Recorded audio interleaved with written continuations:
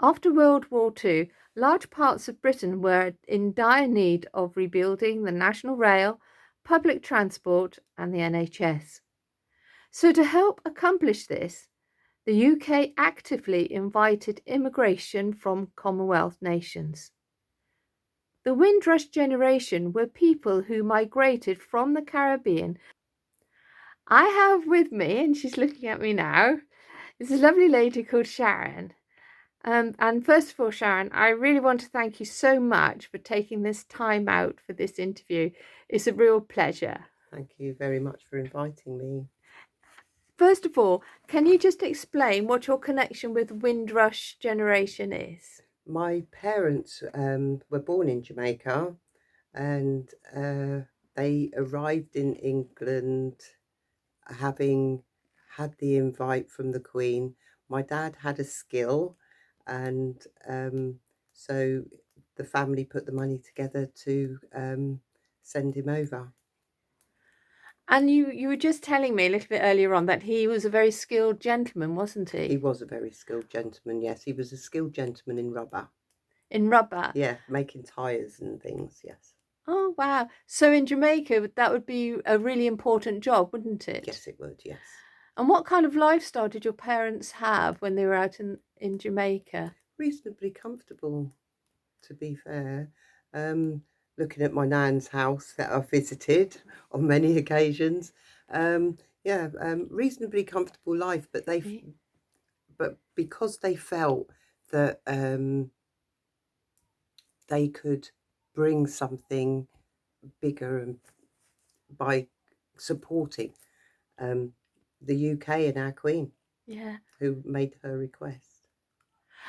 You were born in England, I Right. understand, but did they tell you how they felt when they heard about this news of immigrating to Great Britain? Did they say how they felt? It was an excitement. It was an excitement.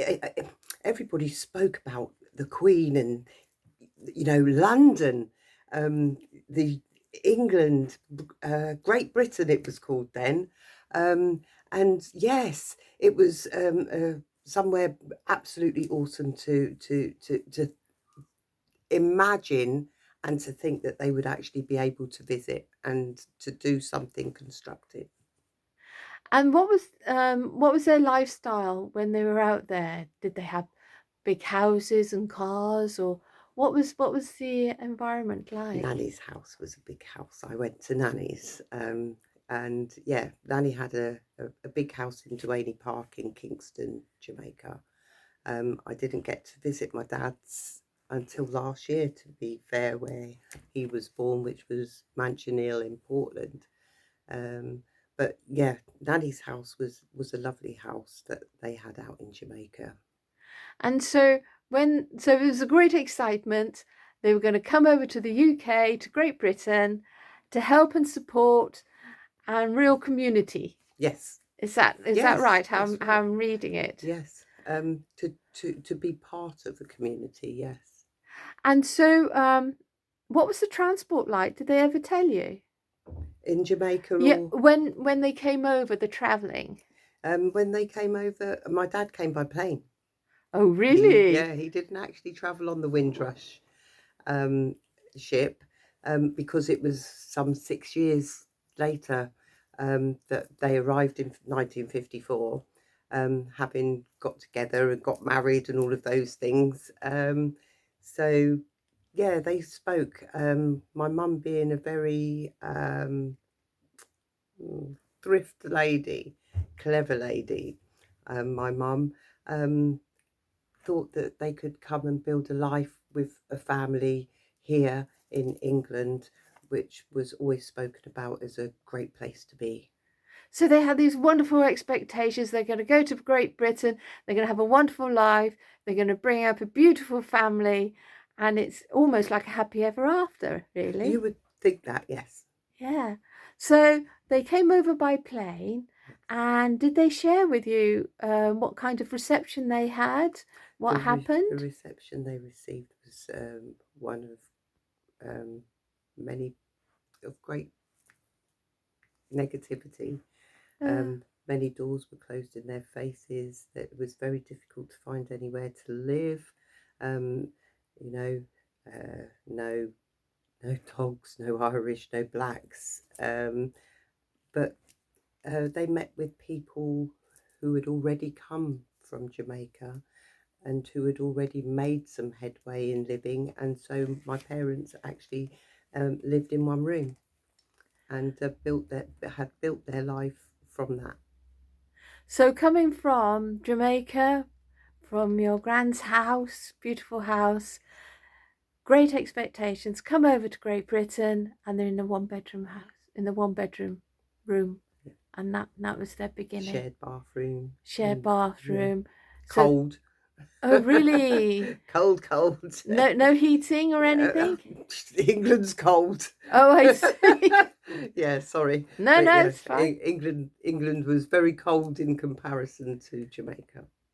That must have been a massive shock to them. Yeah, big coats. I remember the photographs. I've looked in the photo albums and seen my mum with great big coat with fur around the necks, and yeah. And so, what about? There's obviously in Jamaica the food is very different to Great Britain. Did they find that a hard thing to It was to quite handle? difficult to, but you know, if you're a cook, you can cook anything and make it taste good. And my Absolutely. mum's awesome cook. Ah, And so is my dad, to be fair. They both know how to cook. They both know how to keep house. that's lovely. So, did they go straight to London, and then did they then come to Gloucestershire? No, actually, my parents didn't live in Gloucester. They lived in London, Portobello Road, I think, Portobello Road, Brixton area-ish. It must be that St Mary's Hospital. My brother, Paddington, my brother was born, Oh wow. um, and yeah, no, they had a life in London before they moved to Reading, Woodley Slough. Sorry, I was born in Slough at home. Um, I was born in Slough. My little sister was born in Slough. I was born in 62. She was born in 64. My two brothers, one was 54 and one was born in 56. So there was a few years between the boys and the girls. And yes, by the time I was born, my parents had worked and bought a house. Wow. And that was like they must have been here. Was it 8 years? Isn't Yes. it? They took them 8 years to do that. Yes. That's amazing. So your parents, did they have any regrets after a while coming over to Great Britain? No, they never had any regrets. They actually came over and I believe achieved everything that they dreamt they would achieve. They came over. My dad was successful in the job that he had. My mum was a carer and worked in between juggling us children. And so yeah, we lived what I would say was a reasonably comfortable life that I can Oh, remember. It was always happy. yeah, absolutely. So when they first came over, obviously it was a little bit tough living in one room and sharing Yes. bathroom and that. What jobs were they allowed to have? Pretty much any job that anybody would take them. Um, my dad worked in a shop, stacking shelves.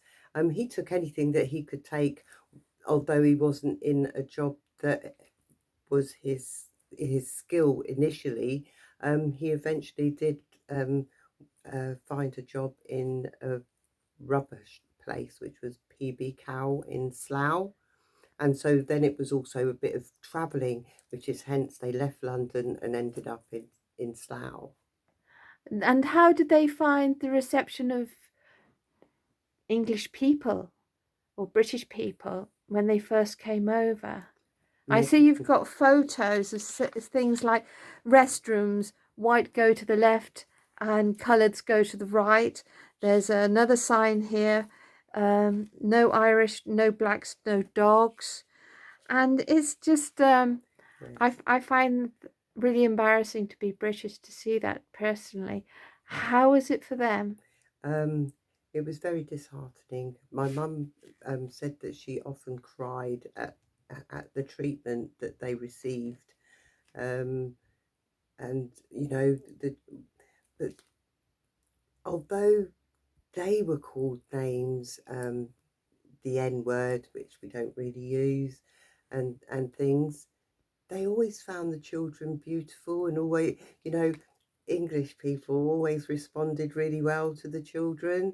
So I I could say that that part was almost ignored. They worked and they done what they needed to do to get through. They must have been really strong to be able to handle all these things. And like you say, children often do bring people together, don't they? Yes, they do. And that's what your parents found. Yes. Ah, that's amazing. So did they meet other people from Jamaica when they came over? Many people from Jamaica in London, in the Brixton area, and what have you. And then, of course, the food started coming through, and you all learnt to eat mangoes and coconut milk and all these things and our spices. And then the British people learned to love our food too. Yes, I remember when I lived in Brixton, going to the market and asking the Yes. ladies how to cook all various things. I never got quite round to cooking a plantain though. Ah, I love plantain. I don't eat bananas, not ripe banana, but I do eat plantain. Yeah. So when they talk about going back, do they talk about going back home being Jamaica or is home Britain these days? They've gone back. They went back 30 years ago. Both retired.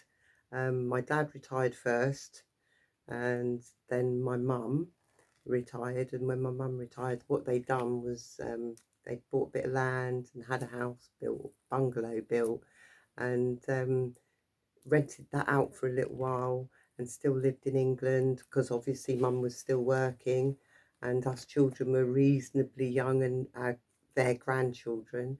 But then, yeah, they decided to go back to Jamaica and make a life out there, which is where they are now. Oh, wow. So did they go back to Jamaica where they were before? They live in They Kingston. live in Kingston in Jamaica Yes. there. And so does that mean that you're allowed to go over there quite frequently? Obviously, apart from COVID-19.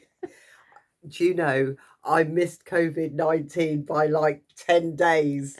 I was out there in uh, February 2020 and um, I came back on March the 2nd and lockdown happened a few days after that.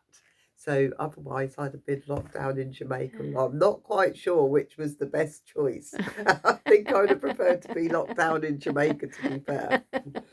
And so when you went back to Jamaica, um, did you see other people who had come over with the Windrush? Yes, And yes. what was their experiences? What did they share? Pretty much the same experiences as my parents, but there was a particular couple that I'd met, and they left early on. They left in the 70s. They didn't like and couldn't handle um, the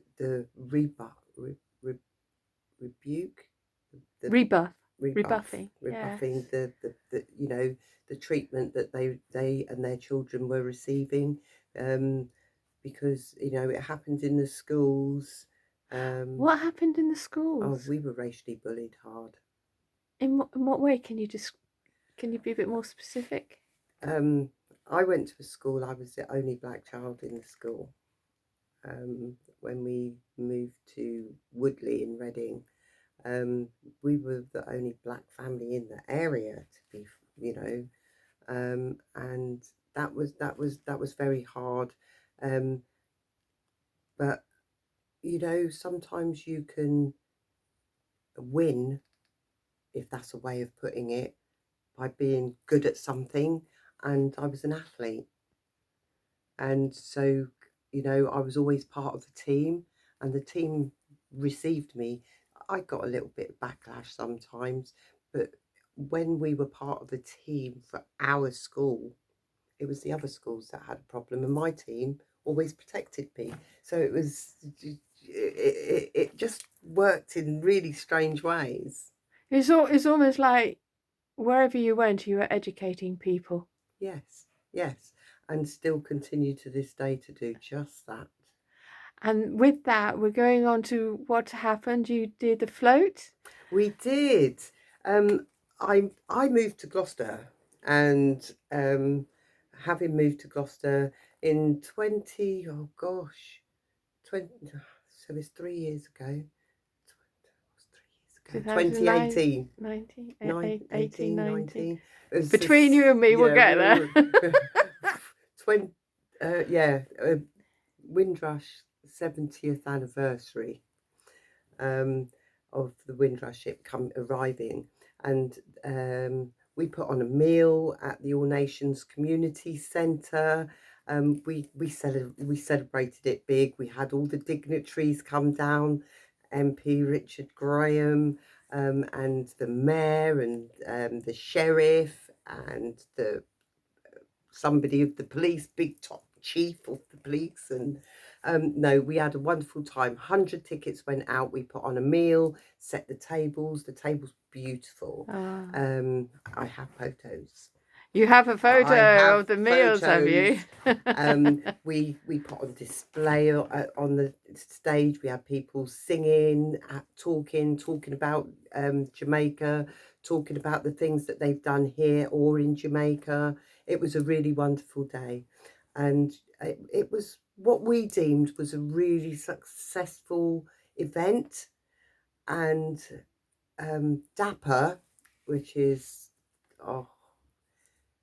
differently abled people performing entertainment responsibly, is their name, DAPA.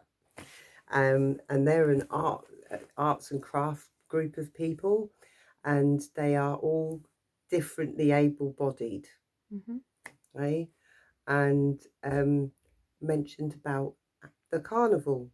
So we thought we'd enter the carnival, and in 10 days, a little over 10 days, we put together a float that was donated to us. I say donated.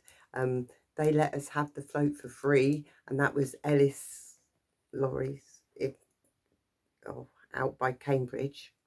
Wow, how lovely. And we dressed the float, and we entered the carnival. We had music on there. We had a captain of the ship. We dressed up in the era style from 48 right through to, into the 70s. We had the Big Ben clock done. We built this Big Ben, and a red telephone box, and all of these things, like going around the recycling, yeah, shop place in the old shirt factory on Derby Road. And like when you're walking around and you're seeing all this stuff, and I was saying, no, that'll make a telephone box. And we had such a lovely time walking around there and getting the stuff to do what we did, and then making it, and making the sign to go on the back of the lorry for the ship, doing the flag, having the flag of that time, because the Jamaica flag was different then to what it is now. Oh wow, how come? Because they were not independent then, and then they became independent. Okay. And so we tried to fit everything into a lorry. I think it was a 45-footer, something. And didn't you come last? No, we didn't come last. We won. It was such a shock. And I swear, I had absolutely no idea that we were entering this to win anything. We were going to carnival. It's like going to carnival at Notting Hill.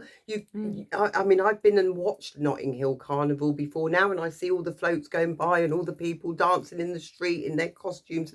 I didn't know that there was something to win at the end of it.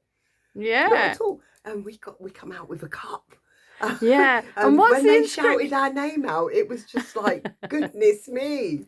Yeah, you've got a photo of the cup. What does it say? What does the inscription say? The inscription is Gloucester Carnival Community something. But the most important thing is Trophy, sorry. trophy. Yeah, community trophy. and you Sorry. won it. And we won it. Yes. Absolutely. Trophy. Did Not 1 year, 2 years on the trot, because we entered the second year and won again. Really? Yeah. Wow, well done, And you. this year we can't. No, but there's another year to come yet. Oh yeah, we'll be there again. Yeah. And what was the response of people about the float and the Windrush? Very, very positive. It was a very, very different type of response. People of all nationalities, you know, Eastern European people, everybody just loved what we did, and they loved the music. The police were dancing in the streets. You know, and it's community spirit, because that's what life's all about, is having that community spirit and people coming together and enjoying what you do. Nothing's about colour. No, absolutely right. Well, thank you very, very much. Thank you very much for inviting me to do this. Nikki is an awesome person. So Yeah, she is. She's fabulous. So you're a star. You're an absolute star.